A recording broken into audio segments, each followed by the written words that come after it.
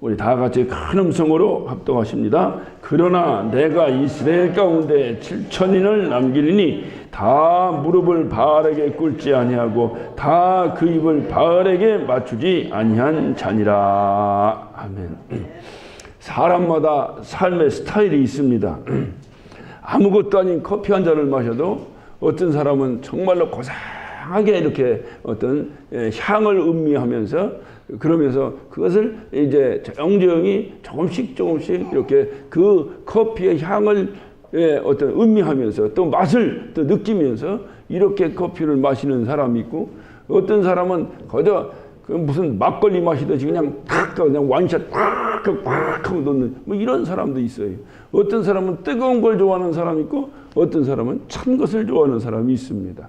뭐 여러 가지 그 라이프 스타일이라는 게 각각이 달라요. 그것은 자라온 환경을 통해서도 이루어지기도 하고 성격에 의해서 이루어지기도 하고 뭐 지금 현재 어떤 내 주변에는 환경에 의해서 이루어지기도 하고 여러 가지가 있어요. 어떻든 그 각각의 삶의 그 라이프 스타일이 다 달라요. 그래서 사람들의 갈등도 그래서 생기는 거예요. 남녀가 처음에 만나서 결혼하면 상당히 갈등이 큽니다. 그런데 그 갈등이 봉합되는 중요한 그 요인 가운데 하나가 뭐냐면 그게 사랑이에요. 그러니까 처음에 남녀가 만나서 신혼생활을 시작할 때 되면은 우리 집에서는 밥 먹을 때 이렇게 했는데 너희 집에서는 밥 먹을 때 이렇게 하고, 우리 집에서는 우리 어머니 반찬은 짰는데 너는 어째 반찬이 싱겁고, 어떻게 나누려고 마음먹으면 한도 끝도 없이 그 라이프 스타일이 다르기 때문에 그걸 맞춰간다는 게 굉장히 어렵습니다. 그런데도 불구하고 신혼에 싸웠다는 사람은 거의 없어요. 왜 그러냐? 그것이 다 사랑으로 덮어버려요. 그래서 성경에 말해서 사랑은 허다한 허물을 어떻게 한다고?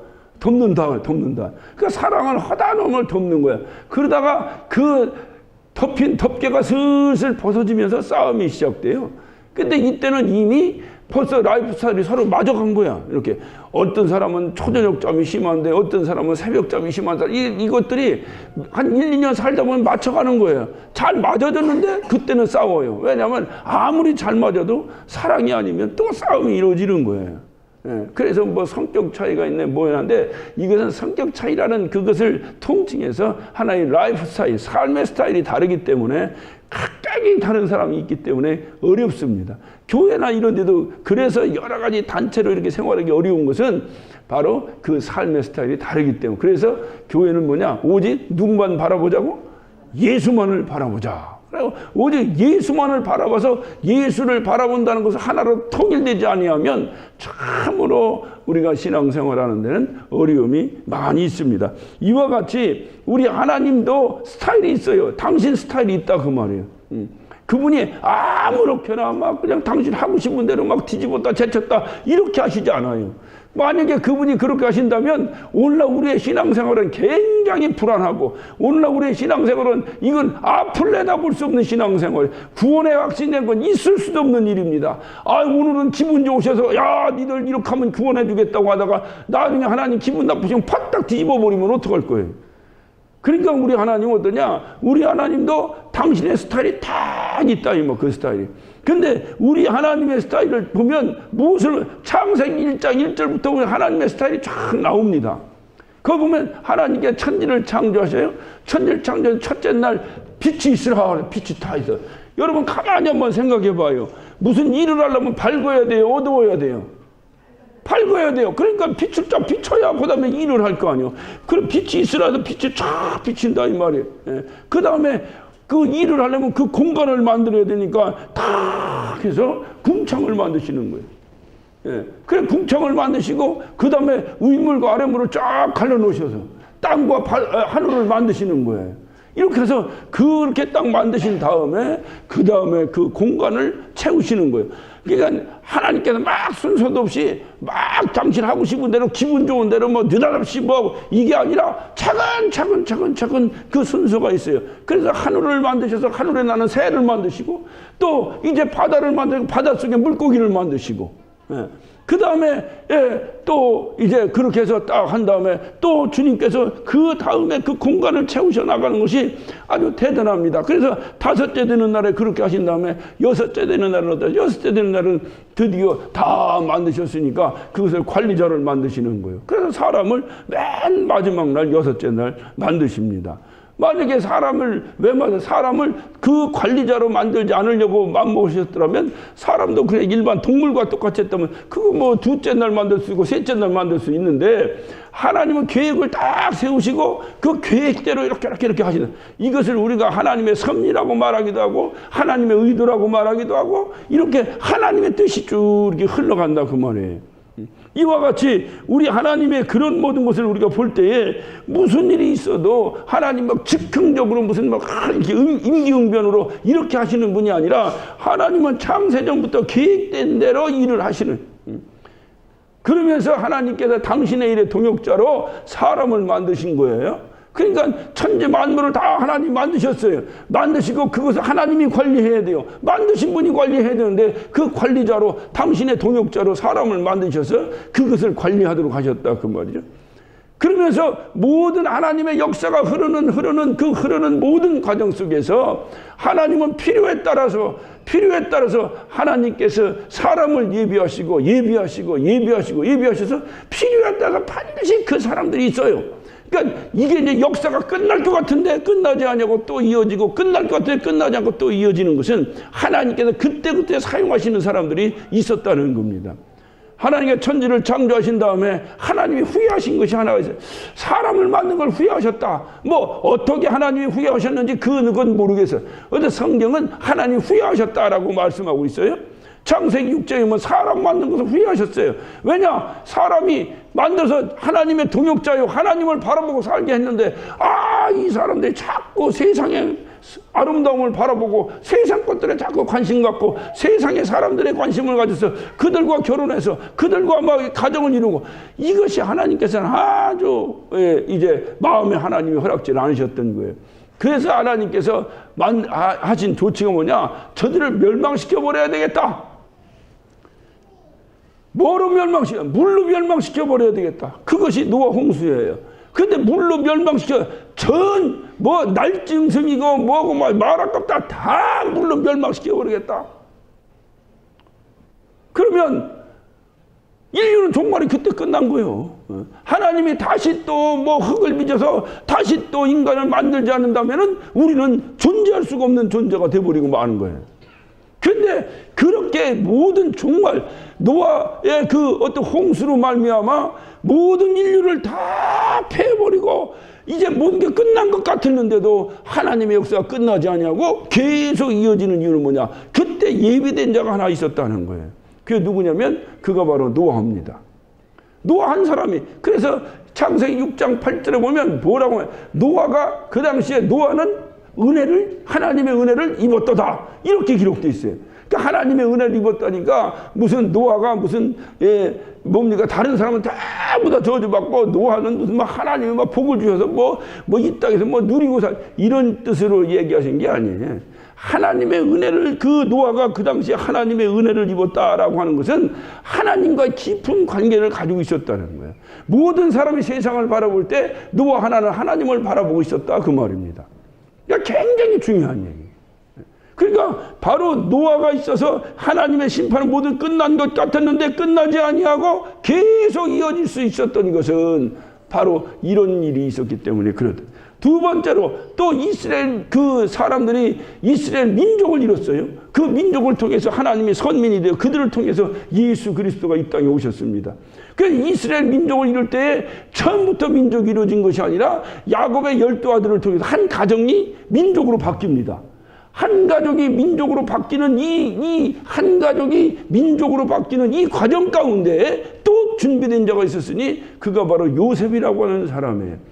그 요셉이 애굽의 종살이로 갑니다. 종살이로 가서 그곳에서 바로 그가 총리 대신이 되고 그 다음에 자기의 권속들을 기근에 헤매는 권속들을 불러들여서 그들에게 먹을 걸 주고 그들을 그 애굽의 정착에 살게 하고 오늘날로 말하면 오늘 미국 사람 우리가 미국에 와서 하는 이민 생활하고 똑같은 거예요. 와 정착해 살게 하고, 그래서 그것에서 수백만의 어마어마한 민족을 이루어 드디어 이스라엘 민족이라고 하는 말이 처음으로 등장하고, 그래서 그 민족을 이루는데 하나님께서 요셉이라고 하는 사람을 예비하셨다가 쓰셨습니다. 그리고 또 그들이 이제 요셉에 의해서 애굽에 와서 430년의 종살이를 하고 있을 때에 이제 그 요셉은 죽고 없어요. 없는데 이후에 그 애굽의 바로들은 계속 이어지다가 요셉을 알지 못하는, 그러니까 기억 속에 요셉이 없는, 요셉 일찍 없으니까 그 이후에 430년의 역사가 흐르는 동안에 요셉을 알지 못하는 왕이 세워졌는데, 이 왕이 딱 보니까 이게 애굽 사람이 아니라 이게 무슨 히브리 민족들이 저렇게 사는데, 그들을 보니까 뭐 보통 비상한 것이 아니 하는 일이 다른 거예요. 제가 얼마 전에 무슨 이 다큐 프로그램을 보니까 서남아시아가 아니라 중앙아시아지. 중앙아시아에 카자흐스탄이라고 하는 곳이 있는데, 이 카자흐스탄이라고 하는 곳에 고려인이라고 하면 오늘날 이제 그 한민족인데 그쪽으로 이주돼 사는 사람 고려인이죠. 이 고려인이 약 10만 명이 모여 산답니다. 한 도시에. 10만 명이 이렇게 오렌지 카운티처럼 이렇게 모여 산다는. 근데 이 10만 명이 그 카자흐스탄의 가장 중요한 보직들을 다 가지고 있더라고요. 대단하더라고. 이들이 원래 살던 곳이 어디냐? 저 사하린이었어, 사하린. 사하린이 어딘지 알죠? 어딘지 알죠? 예? 사하린. 사하린 몰라? 일본 홋카이도, 북해도 넘어서 거기가 사하린이야, 사하린. 이 사하린에 옛날에 거기 가난했던 시절에 그저 건강한 몸만 가지고 먹고 살 것이라고 탄광에서 일하고 일하고 일하러 갔던 사람들이 거기서 민족을 이루고 살다 보니까 이 스탈린이 딱 보니까 이 민족이 이게 보통 민족이 아닌 거라, 이거 놔뒀다가는 골치 아파서, 그래가지고 그 민족을 강제 이주를 시켜서 강제 이주를. 기록에 뭐 석 달인가 넉 달인가 그 화물차 칸에 타가지고 쉬지도 못하고 그 안에서 먹고 싸고 그 안에서 태반이 죽어버렸다는 거야, 질병에 의해서. 그래 알지도 못하는 땅에 툭 밤에 내렸더니 거기가 바로 그 중앙아시아 지역에, 거기에 이제 다른 나라들 많이 흩어졌지만 특별히 카자흐스탄이라는 나라에 한 10만 명이 사는데, 그 나라 민족의 0.3%랍니다. 아주 미미한 어떤 민족의 숫자인데 이들이 그 나라를 움직이고 있더라니까요. 대단하다 이 말이에요.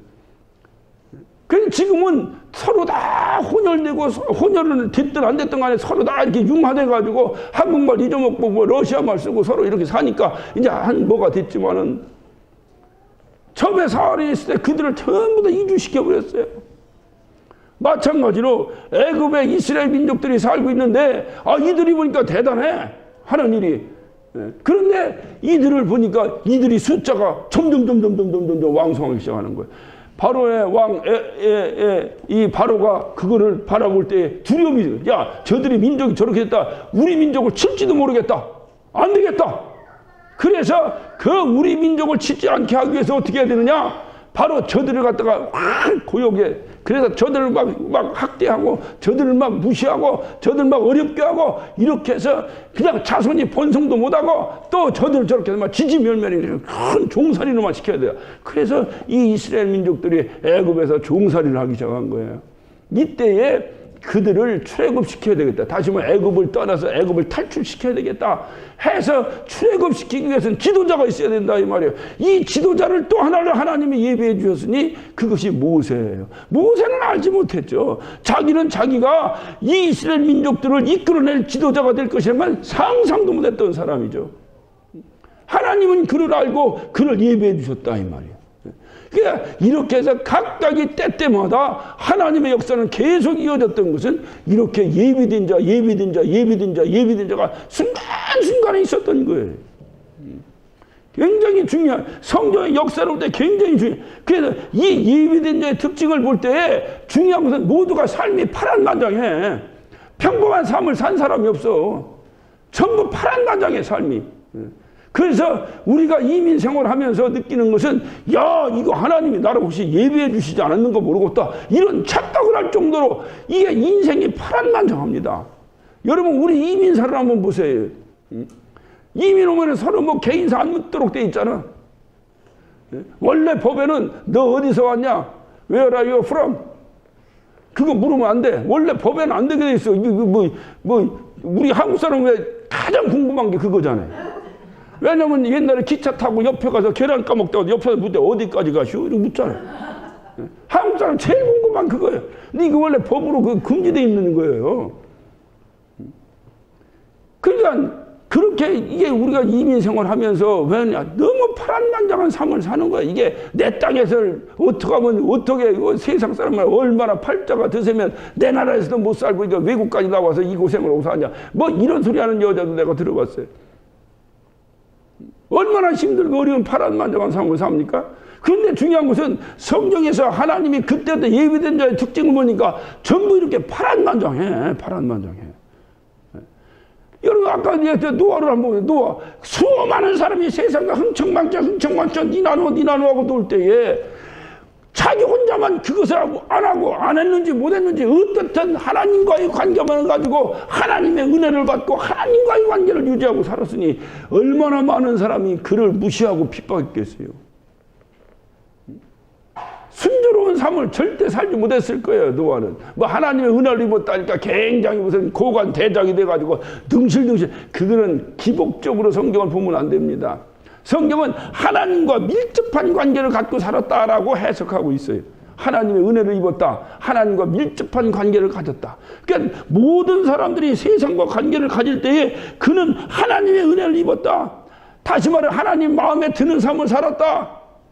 모든 사람이 하나님이 얼마나 화가 나셨으면 저들 다 멸족시켜버리겠다고 할 정도로 하나님이 화를 나게 하고 하나님을 후회하게 하셨던 모든 민족 가운데서 하나님 마음에 들게 산다는 건 쉬운 일이 아니잖아요. 하나님을 의지하고 살았다는 거예요. 그러니 하나님 마음에 드는 거 뭐냐? 하나님 의지하고 사는 것이 하나님 마음에 드는 거예요. 하나님 의지하고 사는 거예요. 하나님 의지하고 살았어요. 그러니 그 당시에 수많은 사람이 세상적으로 살아가는 사람 안에서 하나님을 의지하고 어떤 뭡니까 사람은 유유상종이라고 서로 이렇게 어울려서 서로 이렇게 하는 건데 그게 아니라 그냥 독야청청이요. 혼자 그냥 하나님만 의지하고 살려니 얼마나 힘들겠어요. 여러분 신앙생활도 생각해 보세요. 우리가 이렇게 어울려서 이렇게 하니까 이렇게 한 교회가 이루어져서 하지 나 혼자 나와서 여러분 예배하고 나 혼자 나와서 설교하고 하라 그래봐 내가 내일 문 닫아버리지 안 되는 거예요. 이게 어려운 거예요. 그런데 이 노아는 혼자서 하나님과 깊은 관계를 가지고 살려니 솔직해서 육신적으로는 얼마나 파란만장한 삶을 살았겠냐 그 말이에요. 요셉을 보세요. 요셉이 애굽의 총리 대신 때니까 뭐 끝내주는 것 같지만 그의 전적을 보자고 말이야. 오죽하면 형들에게 팔려가지고 애굽의 종으로 팔려 남에게 인신매매당해서 남에게 팔려가도 억울한 반인데 자기의 사랑하는 형들에게 팔려가는 이런 파란만장한 삶을 살아. 거기 가서도 그저 하나님께 득지하지 않겠다고는 하나님과 깊은 관계를 갖고 삶에도 불구하고 억울하게 옥살이를 하게 되고 그런 어떤 파란만장한 삶을 살았어요. 또 우리 모세는 그 어머니에게서 아기가 태어나면 부모의 축복을 받는 거 당연한데 아기가 태어났는데 부모의 축복은 받기는 그냥 석 달 만에 버림을 받고 갈대상자에 담겨서 그 날강을 떠내려가는 비참한 인생을 살아갔어.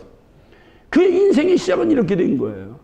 그런데 어떻게 거기서 애굽의 바로의 공주의 어떤 품에 안겨서 그 왕궁의 왕자로 자라게 되고 왕자로 자라게 잘 자랐으면 됐는데 또 괜히 남의 일에 간섭하다가 때려죽여가지고 살인자가 돼서 그래서 광야로 도망가서 또 광야에 가서 왕자로 살던 사람이 광야에 나가서 양무리를 치는 묵동으로서 40년을 또 살아가는 그런 파란만장한 인생을 살았어요.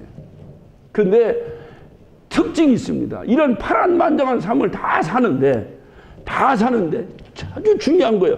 다 사는데 그 모든 삶을 하나님께서 예비된 자의 중요한 특징입니다.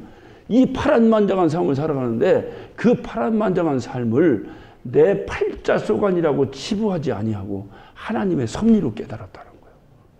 할렐루야. 이게 중요한 거예요. 이게. 여러분이 미국에 왔는가?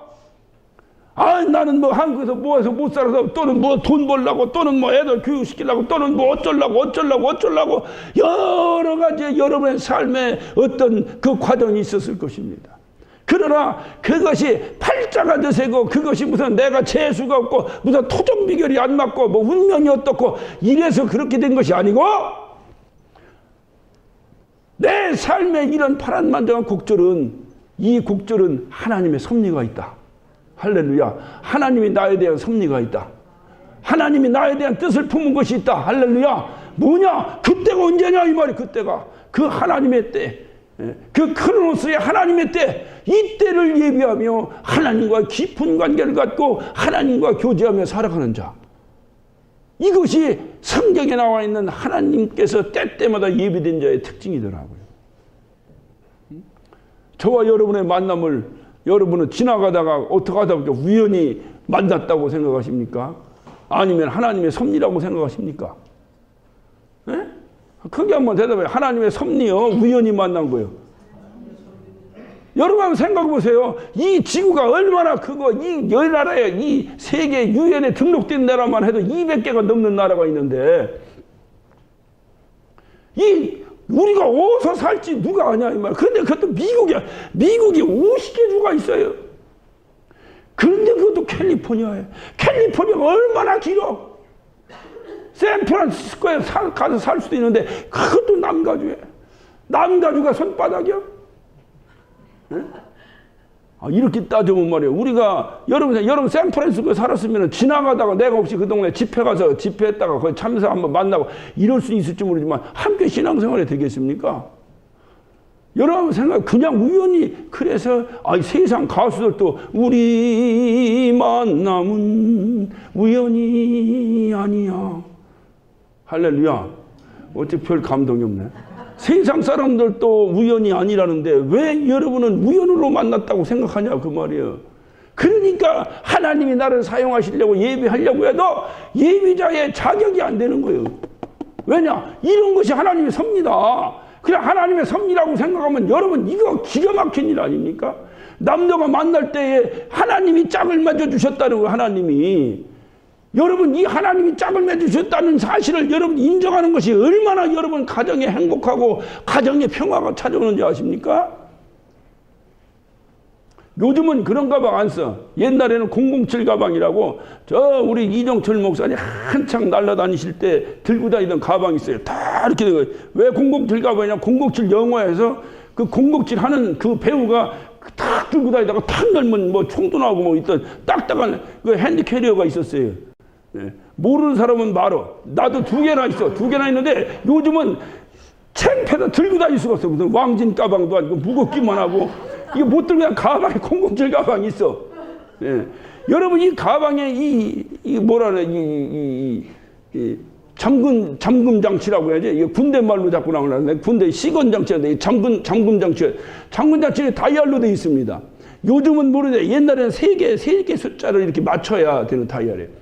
여러분 이 숫자 잊어먹고 맞추려고 한번 해보세요. 다이얼 동그라미 하나에 10개 숫자가 있습니다. 이게 3개가 있습니다. 확률이 몇 분의 몇이겠어요? 예? 30분의 1? 무식한 사람들. 30분의 1이라고 하는 것은 다른 다이얼은 다 고정돼 있고 하나만 움직일 때 30분의 1이요. 이것도 움직이고 이것도 움직이고 이것도 다 3개를 움직이고 맞추려봐. 이거는 어떻든 1000분의 1은 넘을지 어쩔지. 어떻든 이거는 확률이 정말 어려운 겁니다. 여러분 하찮은 가방 번호 맞추는 것도 이렇게 확률이 없는데 이 세상에 60억 인구가 있다고 생각하고, 예를 들어 60억 인구가 있는데 60억 인구 중에서 남녀로 둘로 나눴으니까 그냥 뭐 여자가 많고 남자가 이거 우리가 모르니까 관두더라도 50대 50, 그러니까 50-50라고 생각하고 30억이 있어. 여자 30억, 남자 30억 있어. 둘이 만날 확률이 몇 분의 몇이겠어? 그렇지. 아이고, 난 30억 분의 1이라고 할까봐 나 권성경한테 실망할 뻔했네. 예. 어떤 미련한 사람은 30억 분의 1이래. 그거는 남자 하나고 여자 30억일 때 30억 분의 1이요. 뭔 얘기인지 못 알아들으면 나중에 혁진이한테 물어봐. 여자 30에 남자 30억이, 여자 30억에 남자 30억이 있어서 이게 돌아가며 만나는 거기 때문에 이게 천문학적인 확률입니다. 그래서 우리는 고백하는 거예요. 하나님이 맺어주셨다고. 언제 하나님이 맺어줘? 지들끼리 좋아서 만났고. 그런데 왜 그러냐? 이런 만남이 이게 인간의 조화로 만날 수가 없는 거예요. 오성록 미국 유학 왔으니까 오성이 만난 거 아니야? 그래 안 그래요? 예? 오승현, 예. 오성록 저 아들이야. 오성록 네가 난 얘가 놀래길래 왜 놀래나 그랬네. 그래 너 얘기 아니야. 네 아빠 목사님 착각했다. 그렇잖아? 예? 그러면 2대 1의 확률이야? 아니요. 오섬이도 미국에 왔으니까 만났지. 오섬이도. 근데 그것도 그때 딱 왔으니까 만났지. 오섬이가 지금 왔어 봐. 다른 여자랑 살았지. 그때 딱 왔어. 그것도 그 캠퍼스에 딱 왔지. 이걸 생각해 보라 그 말이요. 그래서 우리가 그냥 고백하기를 하나님이 맺어주셨다라고 하는 거예요. 그리고 하나님 맺어준 줄로 생각하고, 왜 자기의 존재의 가치로 볼 때는 처음에는 지가 눈에 화딱해서 좋아서 만난 것처럼 했는데 가만히 한번 여러분 생각해. 오늘 이 제 설교를 듣고 한번 생각해 보세요. 이게 그냥 만나졌는가? 야, 이렇게 때와 시를 맞춰서 착착착착착착 어떻게 이게 이렇게 되는가? 이건 하나님께서 하신. 그래서 우리의 신앙 고백으로 이거는 하나님이 하신 일이지 우리가 한 일이 아닙니다 라고 고백하는 거예요. 무슨 하나님 해주셨다고 막 하나님께 성질내는 사람도 있어. 하나님 왜 나한테 배급을 잘못 줬냐고 막 이런 사람도 있어. 지들이 한 거예요. 지들이 했는데 지들이라는 게 쥐가 했다는 얘기 아니야. 자기들끼리 했다 이거니. 자기들끼리 했는데 문제는 뭐냐. 자기가 자기의 한계를 느끼고 깨닫고 자기 자신을 돌아볼 때 내가 내 이 한계를 가지고 이런 만남이 있을 수가 없어. 조심조심 한번 따져보니까. 그래서 하나님이 해주셨다. 그래서 그 이후부터 우리 만남은 하나님이 해주신 거야. 우연이 아니야. 하나님이 해주신 거야. 이렇게 살면 책임감도 있고 얼마나 감사해요. 하나님이 어떤 분인데 다 알아서 탁탁탁 알아서 맞춰주셨겠지. 할렐루야. 배급 잘못 받고 잘 받고가 없어. 다 알아서 하나님이 척척척척 맞춰주셨겠지. 그러면 얼마나 흥분되고 얼마나 감격되고 얼마나 감사하냐 이 말이에요. 그렇게 살아가는 거요. 어선양 더러운 집에 뭐 시집 와서 뭐 이런 얘기가 그때 없어지는 거예요. 싹 없어지는 거예요. 없어지고 이건 하나님께서 하셨다. 할렐루야. 그래서 이렇게 모든 것을 하나님께서 하셨다라고 하나님의 섭리에 의지하고 하나님의 섭리에 맡겨버리는 삶을 살더라니까. 하나님의 예비된 자가. 그러면 여러분 왜 미국 갔어?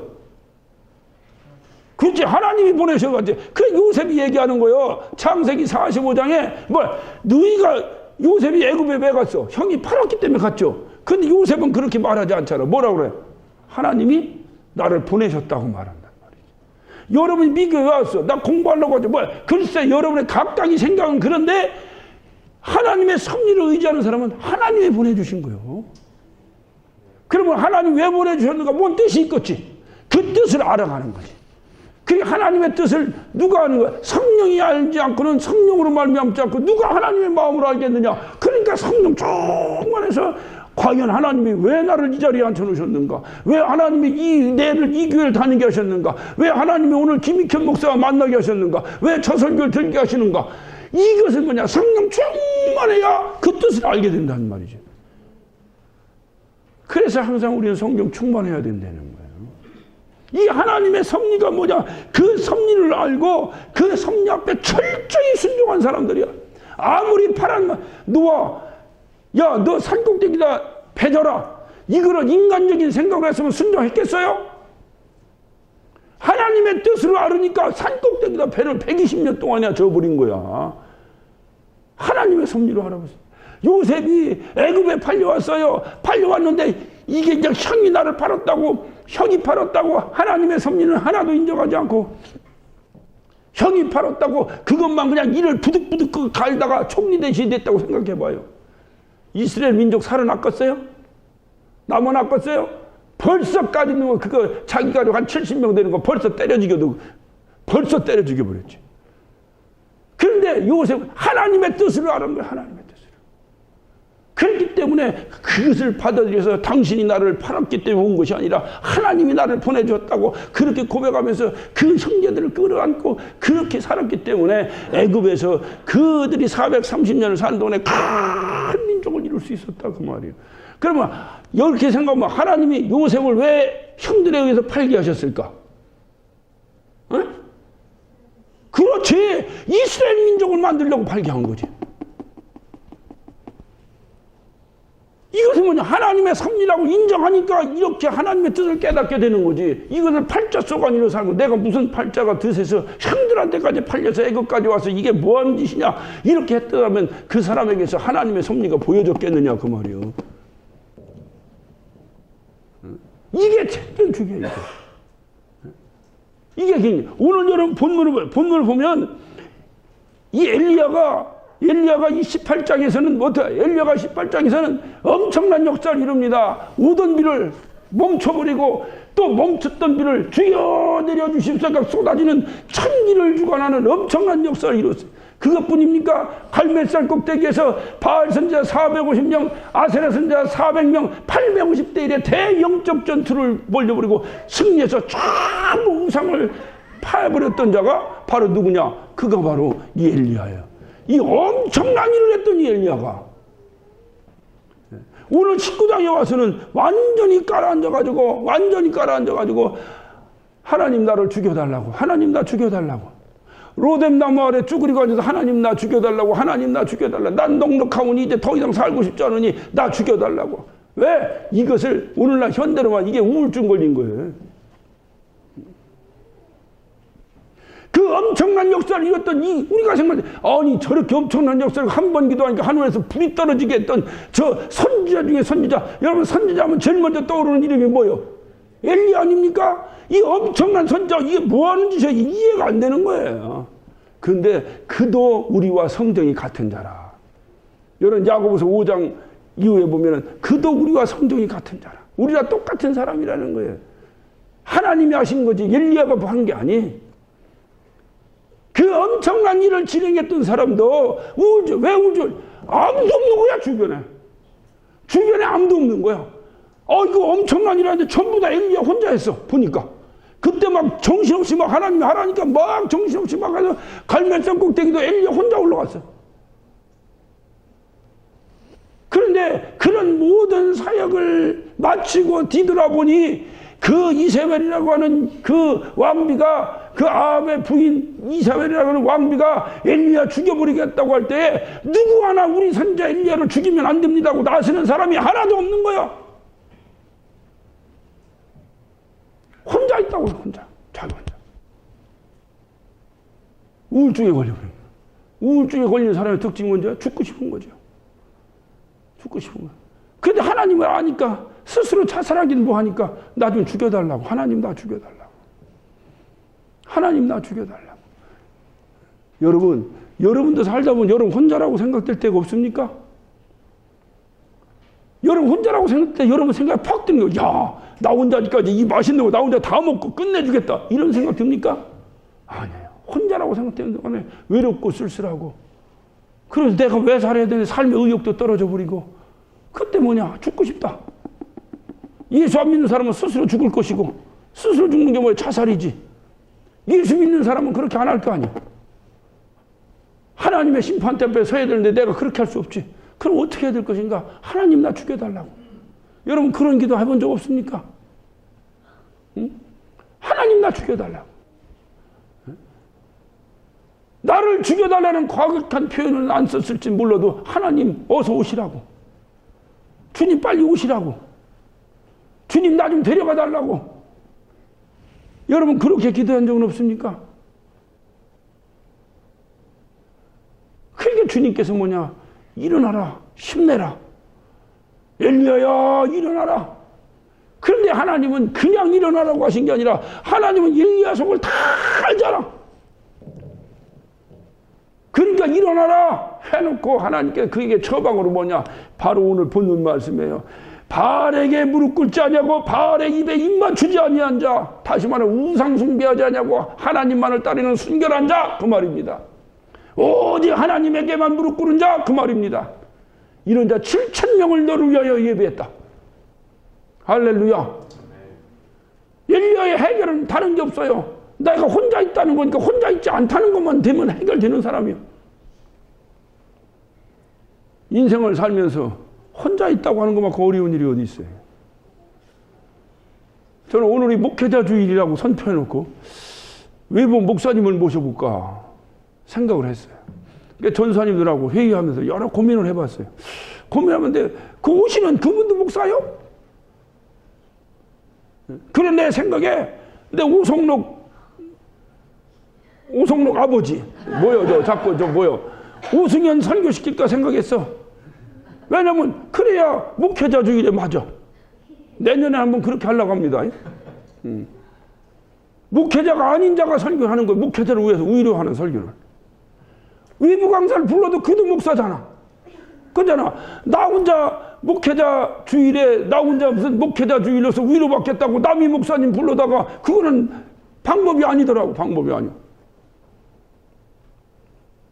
미리 얘기합니다. 내년 목회주일은 우리 성도 가운데 누가 하는 거예요. 설교. 그러니까 이 목회자주일을 준비하면서 과연 내가 내 마음속에는 무엇을 어떻게 좀 나눴으면 좋을까. 그래 글을 썼어요. 내가 목회주일 이렇게 선포를. 그러니까 여러분 글을 보세요. 그리고 내가 하나님 말씀을 증거해야 되는데 나에게서 가장 원함이 뭔가. 나에게 있어도 가장 원함은 나 혼자 있다고 생각되지 않게 해야 되는 거예요. 여러분 목사 마음은 아십니까? 저는 목사가 되고 나서 이 엘리야를 이해했어요. 처음에 저를 따른 무리들이 수백 명, 수천 명씩 있을 때는 저는 그건 잘 몰랐어요. 제가 이민 와가지고 아는 사람 하나도 없이 개척해서 목회를 시작하고 하다가 뒤집었고 하니까 저를 잘 모르는 뭇 사람들은 저 목사는 뭘 저렇게 끝까지 안 하고 하다가 때려치냐고 자꾸 누가 뭐라고 한다고 그래요. 저를 잘 모르죠. 천하의 누구도 혼자 있다고 생각되는 순간 모든 일을 하기 싫습니다. 혼자 있으면. 특히 하나님 일은 혼자 하는 게 아니에요. 나 혼자 힘쓰고 애쓴다고 생각되는 순간 그만두고 싶어요.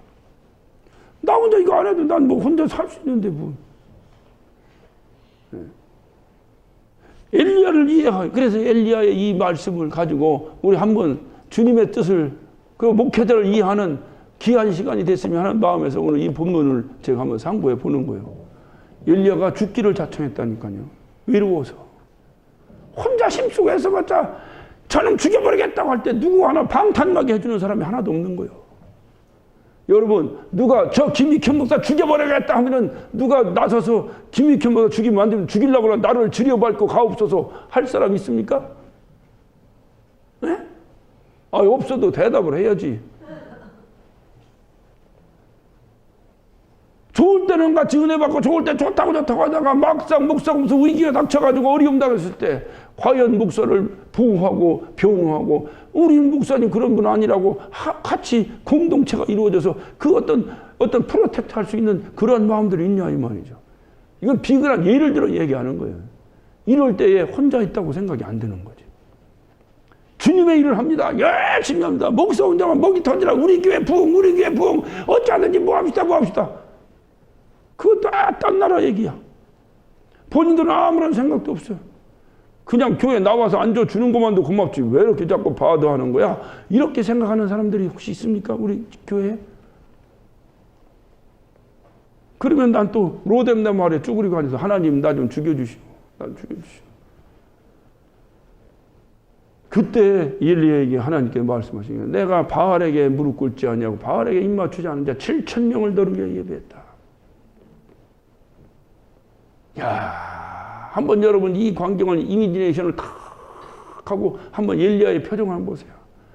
금방 죽여달라고 죽으려고 하는 또 엘리야에게 그 표정을 한번 보세요. 나를 위해 7,000명이 준비되어 있다고. 나를 위해 7,000명이 준비되어 있다고.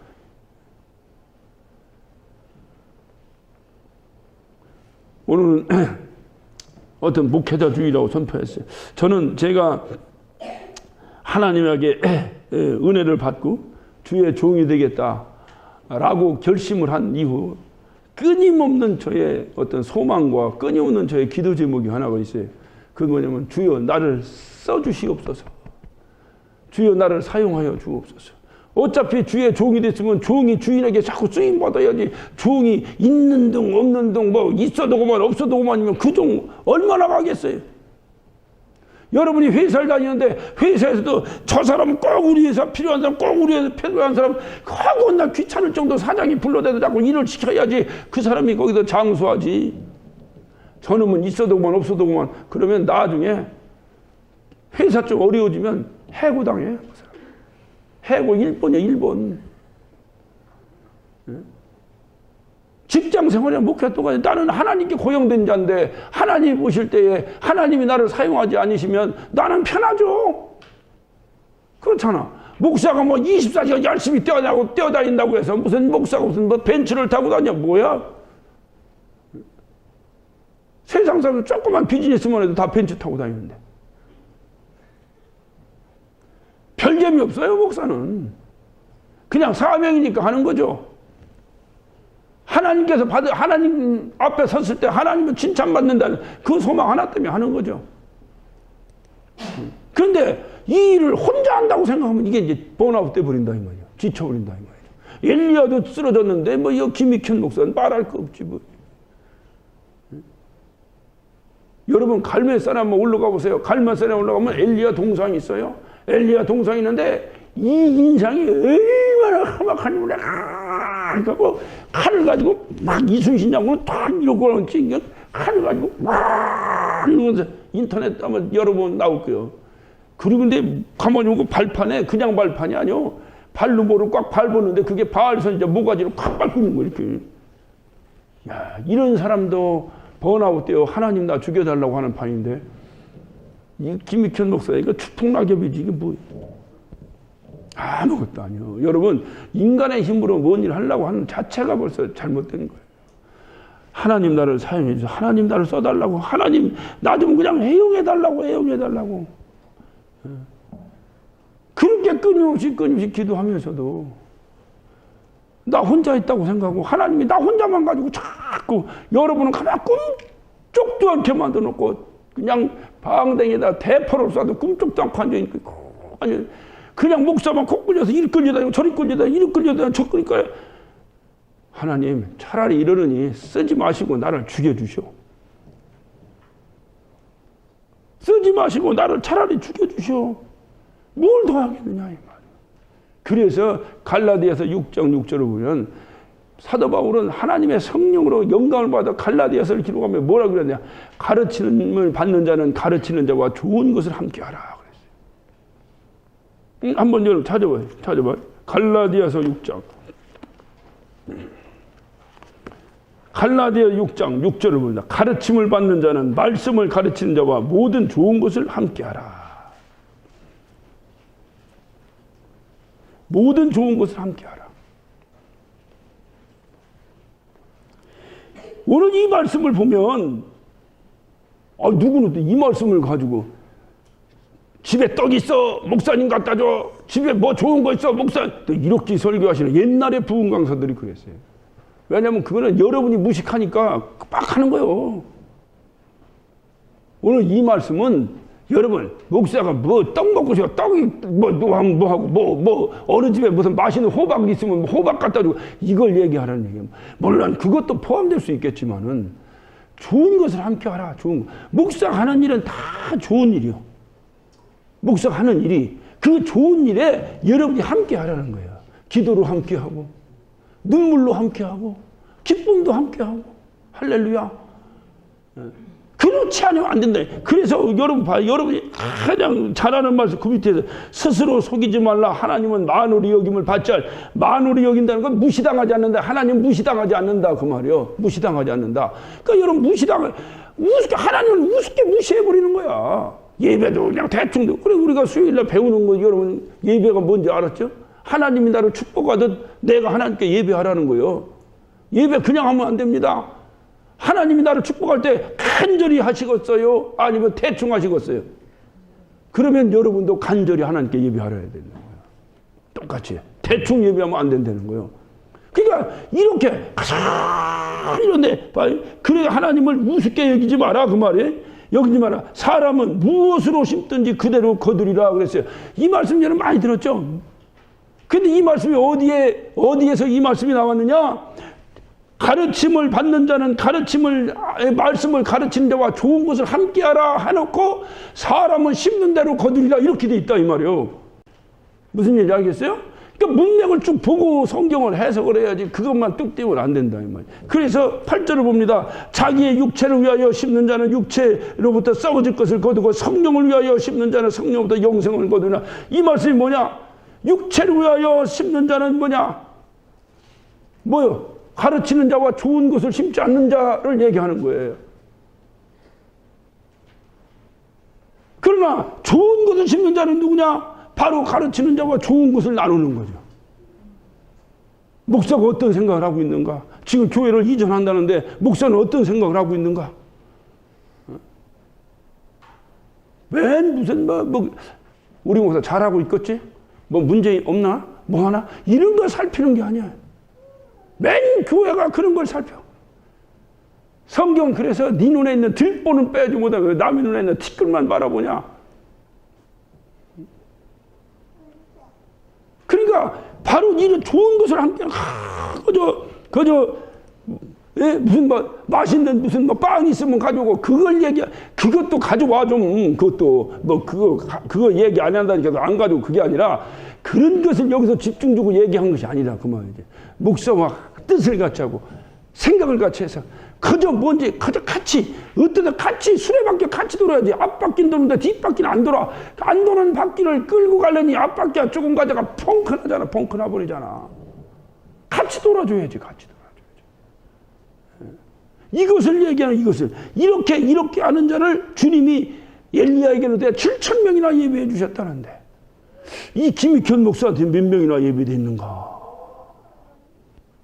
이 김익현 목사는 몇 명이나 예배되어 있는가?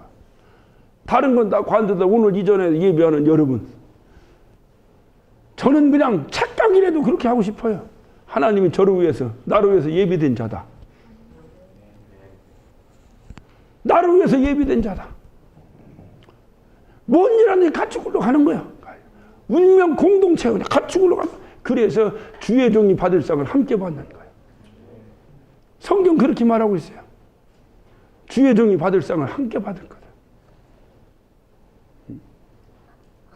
그래서 이게 번아웃 되지 않냐고 같이 가야 돼. 이게 바로 뭐냐? 이게 목사를 위로하는 방법이에요. 목사님 힘드시죠? 우리가 있습니다. 애들도 그러잖아. 아빠 힘내세요. 뭐요? 성록이 아는 노래 하는 거냐? 예? 우리가 있잖아요. 예? 그게? 예. 그러니까 그렇게 하는 거야. 그러니까 목사님 힘내세요. 우리가 있지 않습니까? 시대마다 하나님이 일하실 때 예비된 자가 있는데 하나님께서 김익현 목사를 세우셨다면 김익현 목사를 통해서 일해야 될 일이 있는데 김익현 목사를 통해 예비된 자가 있냐 이 말이죠. 저는 여러분이 저에 대한 예비된 자가 된 줄로 믿습니다. 예, 그런 줄로 믿습니다. 예. 목사가 막 억지로 끌고 막 뭐라고 막 이거 자꾸 오래 하면 재미없어. 그냥 막 서로 막 신이 나서 막 같이 막 돌아줘야 돼. 같이. 그러면 또 여러분 위해서 또 하나님이 또 예비된 자가 또 붙고 또 여러분 위해서 예비된 자가 또 붙고 그게 교회 부흥이지. 몰라요. 우리 교회 때문에 예비된 자가 지금 우리 주변에 우리가 몰라서 안 봐서 왜냐 우리가 열심히 하지 않아서 이제 수두룩 있을지 몰라. 한번 기도해 보자니까요. 아, 이 사람들이 왜 갑자기 이 부에나 파크로 다 이사 오는 거야, 이거. 왜 그러는 거야? 예? 우리 교회 때문에 예배됐다니까. 아, 그렇게 생각하는 거야. 그게 왜냐? 보니까 주님께서 항상 무슨 일을 하실 때 예비된 자를 통해서 그래서 서로 격려하고 서로 하나 돼요. 이럴 때 하나님의 일이 이루어지는. 우리 주님이 이 땅을 떠나실 때 얼마나 쓸쓸히 떠나셨습니까? 물론 그분은 쓸쓸히 떠나시든 뭐 하든 하늘나라 그곳에 영광 받으시고 올라가신 분이니까 그분의 입장에서야 뭐 까짓까면 니들 관들라면 관들하고 관두면 되지만 그토록 쫓았던 제자 12제자까지도 다 심지어는 그 수석제자 베드로까지도 그저 저주하면서 침을 뱉어가면서 3번씩이나 부인당하는 그런 비참한 최후. 그냥 죽어도 현찮은데 십자가에 못 박혀서 그것도 그냥 막혀 바로 죽은 것도 아니고 그 광야의 떼약볕에서 6시간 동안이나 물과 피를 다 쏟으시면서 바싹 말라서 인간이 죽음의 가운데 가장 비참한 죽음을 당하시고 그 죽음에 같이 동참해서 예수님 죽으시면 나도 죽겠습니다고 말로라도 대든 제자가 한 사람이나 있으면 나와봐라. 전부 다 도망가 버렸어요. 다 도망가 버렸어요. 주님의 입장에서 얼마나 쓸쓸해. 우리는 그것을 보고 가슴을 치잖아요. 얼마나 힘드셨을까. 얼마나 마음이 외로우셨을까. 십자가에. 그러면서 그분이 고개를 탁 들면서 하나님 저들의 죄를 저들에게 돌리지 마옵소서. 저들이 하는 일을 알지 못해 저럽니다. 야, 우리 주님이니까 그런 기도하시지. 그 누가 그렇게 하겠는가. 이게 피 같은 제자들을 데리고 다니는데 이 예수님 죽어야 되겠다. 이거 다 도망가 버렸으니 말이야. 우리가 예수님을 그렇게 쓸쓸히 보냈다면 우리가 그래도 회개하고 우리는 그렇게 하지 말아야 되겠다고 하는 결단이 뭐냐 이 말이야. 우리는 서로가 그렇게 하지 말자는 거지. 그죠? 우리는 서로가 외롭게 하지 말고 서로가 위로하고 격려하고 좋은 것을 함께 나누고 서로 기도해주고 목사 눈물 흘릴 때 같이 눈물 흘리고 거저 옆집 아저씨가 뭐 하듯이 바라보고 그게 아니라 모든 이 땅의 모든 게 어떻게 하든 그것은 우리가 터치할 일이 아닙니다. 그건 하나님이 하실 일이에요. 그거 얘기할 필요도 없어요. 그러나 우리 마하나임 침례교회 정말로 어떤 경우든지 모든 좋은 것을 함께하며 하나님이 예비된 자로서의 삶을 사시기를 예수 이름으로 축원합니다. 그래서 오늘은 여러분이 마음속에 기도하시면서 결심하는 것은 하나님 내가 이 마하나임 침례교회에서 예비된 자가 되게 해달라고. 하나님 내가 저 김익현 목사의 목회에 예비된 자가 되게 해달라고. 그래서 우리가 함께 힘을 합쳐서 하나님의 큰일 한번 이뤄보자고. 저도 뒤늦게 제가 교회를 어디 가서 교회 개척 같다 소리를 얘기하기가 창피해서 말을 못해. 진짜 창피해. 내 나이에 안 하려면 안 하고 하려면 벌써 이뤘어야 되지. 뭐 지금보다 또 교회를 개척한다고 또. 그럼에도 제가 교회를 개척한 것은 개인적인 여러 가지 이유도 있지만 하나님께서 나를 통해서 하셔야 되는 섭리가 있다. 내가 이렇게 저를 잘하는 우리 교단에 아주 큰 목회를 하시는 목사님이 계세요. 누구라고 해도 잘 아시는 분이에요. 그분이 항상 저를 만날 때마다 그래요. 나는 미스테리가 하나 있어. 미스테리가 뭔데요? 난 김익현 목사가 왜 이렇게 미국 가서 이렇게 파란만장하게 사는지 그게 미스테리요. 미스테리. 나도 미스테리요? 나도 왜 이렇게 됐는지, 내가 왜 미국 와서 왜 이렇게 됐는지. 그런데 아까 말씀드렸잖아요. 하나님의 섭리가 있다. 할렐루야. 뭔가 하나님의 섭리가 있다. 그래 나는 하나님께서 언젠가 당신의 때에 터뜨릴 예비자로서 나를 예비해 주셨다. 단지 내가 건강만 하면 되겠다. 그리고 신문을 딱 보니까 신문에 60세면은 중년이랴. 할렐루야. 75세 이상이 돼야 이제는 어떤 노인으로서 이렇게 하고 60세는 중년이래, 중년. 힘이 팍 나대. 어쨌든 최선을 다해볼 거예요. 주님의 일이 있기 때문에 내 일이라면 이제는 내 자식들이나 잘 되고 뭐 자식이 용돈이나 좀 받아 이런 생각하는데 주님의 일이기 때문에 나는 내 자식과 상관없고 내가 최선을 다할 겁니다. 할렐루야. 여러분 함께 동참하시고 함께 한 마음이 돼서 정말 이 목회자 주일에 여러분 마음 가운데 이것 때문에 목회자 주일이 있구나. 네? 이것 때문에 하나님이 절기를 정하시고 절기절기마다 의미를 주셔서 그 의미를 되새기게 하시듯이 목회자 주일을 통해서 목회자에 대한 사랑과 목회자에 대한 존경과 목회자에 대한 격려가 여러분 함께 있어. 오늘 갈라디아 6장 6절 말씀과 같이 모든 좋은 것을 함께하는 우리 모두가 되시기를 예수 이름으로 축원합니다. 기도하십시오.